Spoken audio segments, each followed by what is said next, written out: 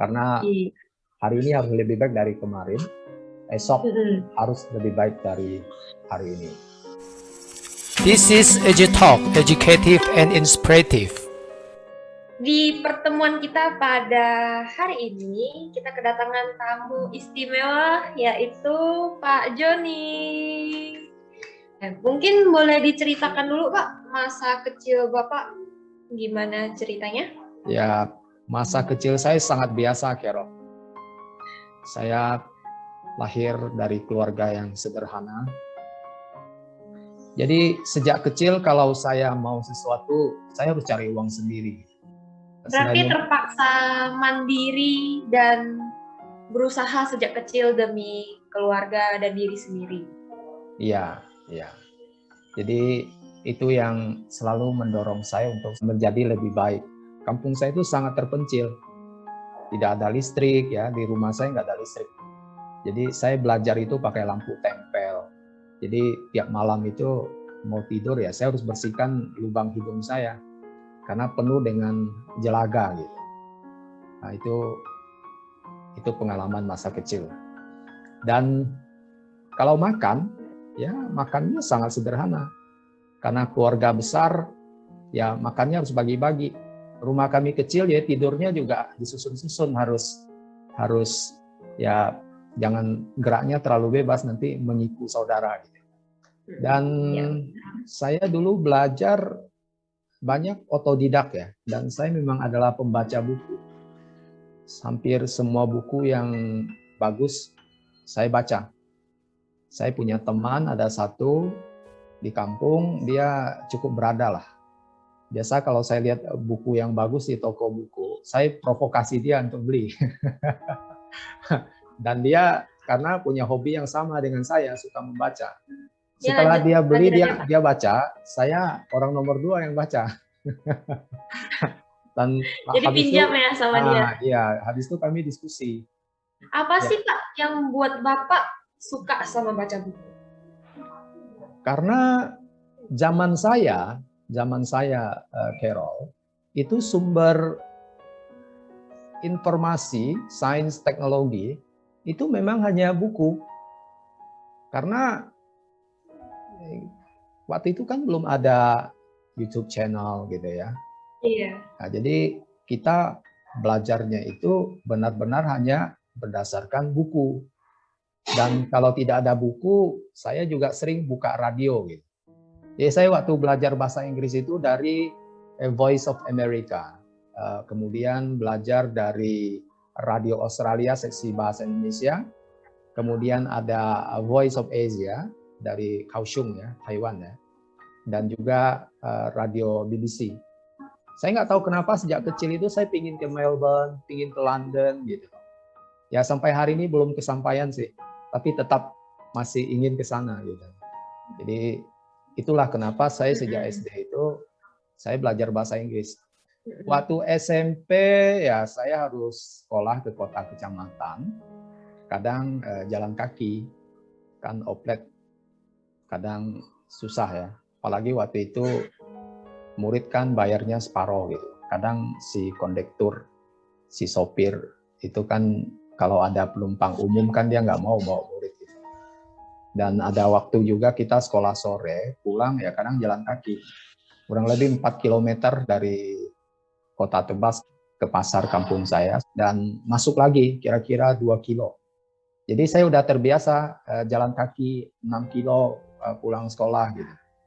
Pergi sekolah ya pastilah 2 kilo ya jalan kaki, kadang naik sepeda. Gitu. Ya kadang dengan teman-teman juga lah dibonceng gitu. Kadang kita yang bonceng gitu. Jadi sampai sekolah itu udah keringatan. Udah olahraga lah gitu ya. Biar lebih semangat di pagi hari.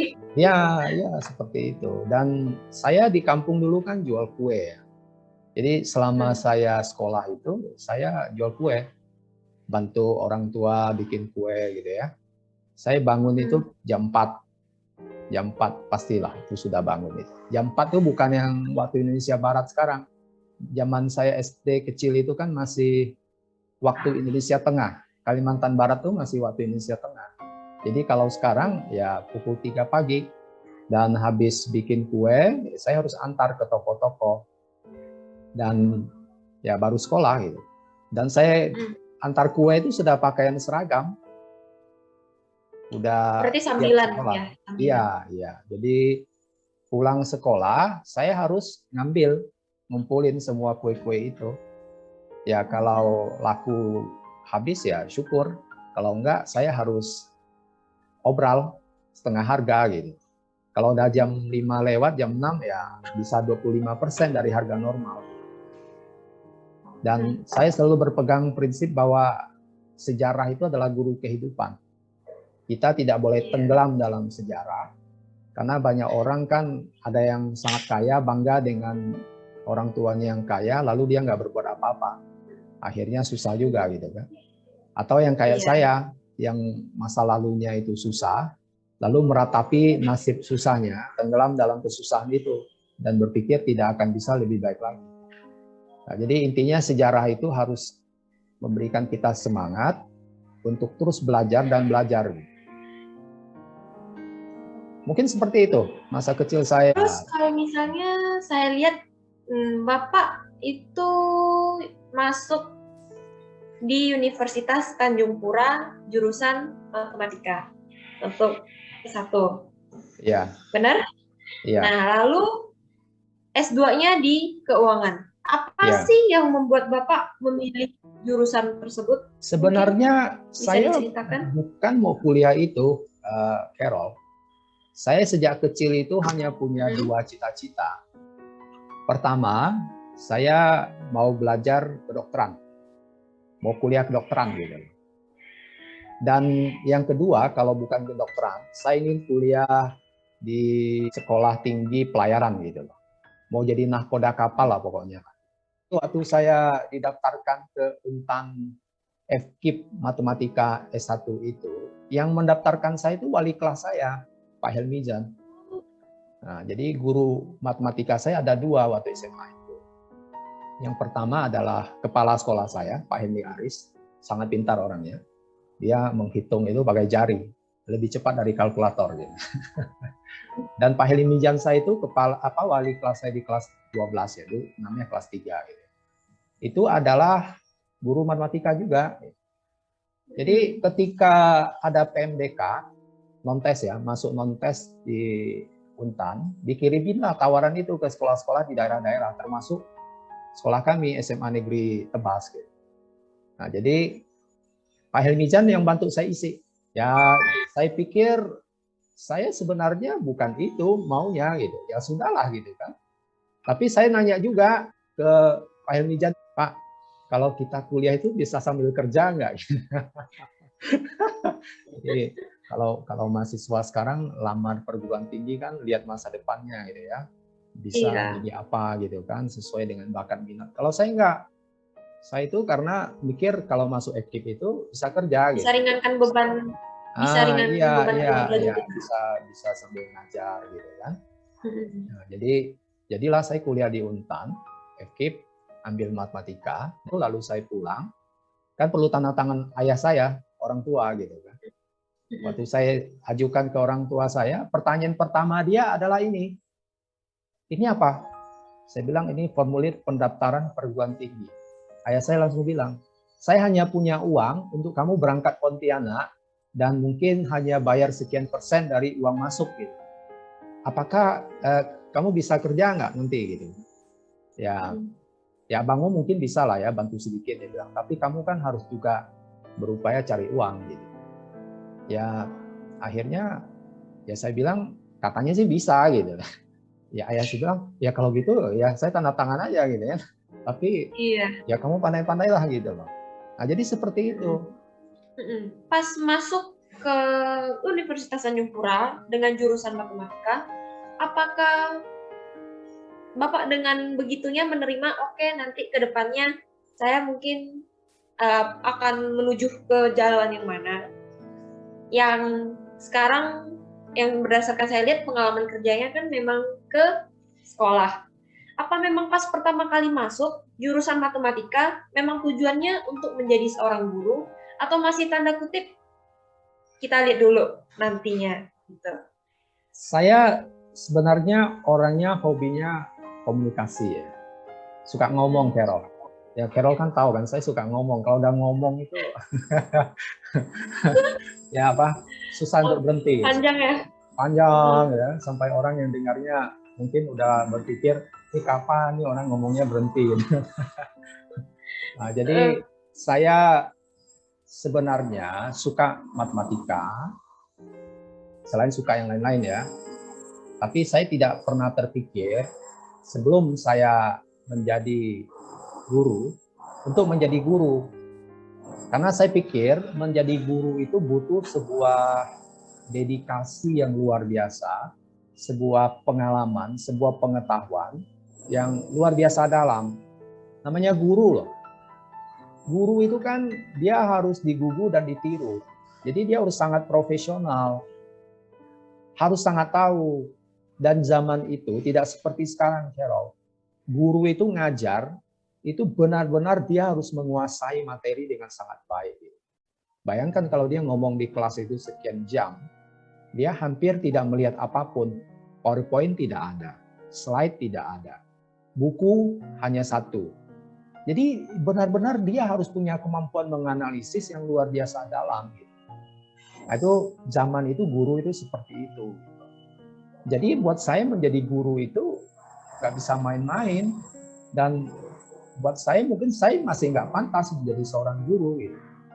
Karena kebetulan ya Tuhan baik sama saya gitu ya. Selama saya sekolah, saya selalu memiliki guru-guru yang terbaik di zamannya. Hari ini saya kan guru ya, dan saya menyadari saya tidak sebaik guru-guru saya dulu waktu dia mengajar saya. Padahal zaman sekarang kan jauh baik ya teknologi pembelajaran gitu ya. Hanya satu aja sih yang saya lihat agak kurang ya ketika kita belajar komputer gitu. Jadi ketika belajar bab komputer, guru waktu itu ada di pelajaran matematika gitu. Ya guru saya bilang begini, murid-muridku, Bapak minta maaf karena Bapak sendiri tidak pernah lihat komputer, apalagi pegang komputer gitu. Jadi kita lihat dari buku paket, ini gambarnya, ini namanya monitor, ini namanya keyboard gitu. Nah begitu kondisi pendidikan yang begitu menyedihkan gitu. Sangat terbatas ya Pak ya? Sangat-sangat terbatas gitu. Maka hari ini kalau Carol punya kesempatan belajar dengan segala sarana prasarana yang tersedia, pakailah dengan sangat maksimal gitu. Karena di zaman Bapak dulu ya sangat kekurangan gitu. Dan semester pertama saya kuliah di FKIP Untan, ya jurusan matematika tadi. Hari pertama kami praktikum komputer, saya tidak tahu tombol on off-nya di mana gitu. Dan kebetulan saya punya teman baik di samping itu, Pak Antonius Medelu ya, itu teman saya angkatan saya. Dia kan orang Jakarta, dia kan fasih lah komputer ya, karena anak Jakarta. Saya nanya dia, Tom, di mana itu tombol on off-nya? Karena kan harus nunduk ke bawah meja gitu ya, hidupkan. Dia kirain saya ngerjain dia gitu loh. Masa kamu nggak tahu tombol on off-nya komputer gitu loh? Enggak, saya nggak tahu, sungguh gitu kan. Pertama dia kirain saya gurau gitu. Tapi dia lihat kiri kanan, ternyata banyak anak daerah yang juga nggak tahu gitu. Oh dia baru sadar ternyata saya memang nggak tahu gitu. Nggak bisa. Iya, udah dihidupkan. Ternyata zaman dulu kan harus pakai DOS ya, disk operating system. Kayak sekarang kalau komputer, laptop dihidupkan langsung pakai, itu cerita jadul lah gitu. Lalu kalau misalnya kita lihat pengalaman kerja Bapak, itu kan kebanyakan di sekolah. Iya. Di mana lebih banyak menjadi guru. Lalu banyak juga pelajaran yang memang tidak bersesuaian dengan jurusan yang dulu Bapak ambil. Bagaimana sih sebenarnya Bapak bisa mengajarkan pelajaran-pelajaran tersebut sebenarnya tanpa dengan masuk ke jurusan atau universitas tersebut? Karena kalau kita lihat zaman sekarang, itu kan guru, jika memang dia ingin mengajar pelajaran tersebut, otomatis dia harus jurusan ataupun lulusan dari jurusan tersebut. Baru diyakini dia mampu. Ini mungkin juga anugerah Tuhan ya. Saya sebenarnya sih tidak merasa mampu, Carol. Kalau dari sisi saya itu demi sesuap nasi aja, karena saya harus makan. Gitu. Apa pekerjaan yang ada ditawarkan, ya saya berupaya untuk melakukannya sebaik mungkin. Jadi kenapa saya bisa ngajar kimia? Karena saya waktu itu baru semester 3 ya. Sebelumnya saya ada banyak ngajar sih, ngajar les privat gitu. Ngajar kursus ya. Dan ketika saya ngajar privat, ngajar kursus, ya memang semua pelajaran saya ajar. Karena kan nggak mungkin anak nanya bahasa Indonesia, saya bilang saya tak bisa. Nanya bahasa Inggris, saya bilang saya kurang paham gitu kan. Ya semualah, dia nanya kimia ya saya jawab, fisika, matematika, geografi, apapun lah. Pokoknya ditanya ya saya jawab. Dan ketika saya menjawab kan belum tentu juga saya paham. Saya kan juga harus belajar gitu. Jadi seseorang itu bisa jadi pakar dalam satu hal, itu setelah diteliti, dia butuh waktu kurang lebih 10.000 jam. Nah itulah kenapa pendidikan modern mengharuskan kalau Anda ngajar fisika harus lulusan jurusan fisika gitu. Supaya 10.000 jam sebagai persyaratan Anda menjadi seorang profesional itu dapat terpenuhi gitu.